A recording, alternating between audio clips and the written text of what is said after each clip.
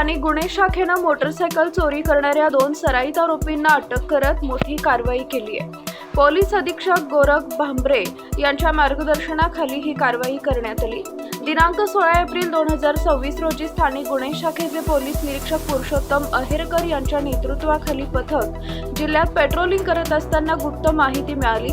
धीरज भूषण खुंडे वय वर्ष 35 राहणार कालीमाटी आणि तेजराम उर्फ तेजस जगदीश अडे वय वर्ष 30 राहणार कोंढा कोसारा तालुका पवनी जिल्हा भंडारा हे दोघे चोरीच्या मोटरसायकली विक्रीसाठी गोंदिया इथे येणार असल्याची माहिती पोलिसांना मिळाली। या माहितीच्या आधारे पोलिसांनी मौजा कुडवा इथं सापळा रचून दोन्ही आरोपींना ताब्यात घेतले।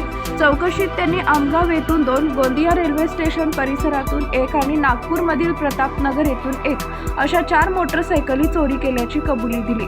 पोलिसांनी आरोपींकडून 3 स्प्लेंडर मोटरसायकली जप्त केल्या असून त्याची किंमत सुमारे 2,10,000 रुपये।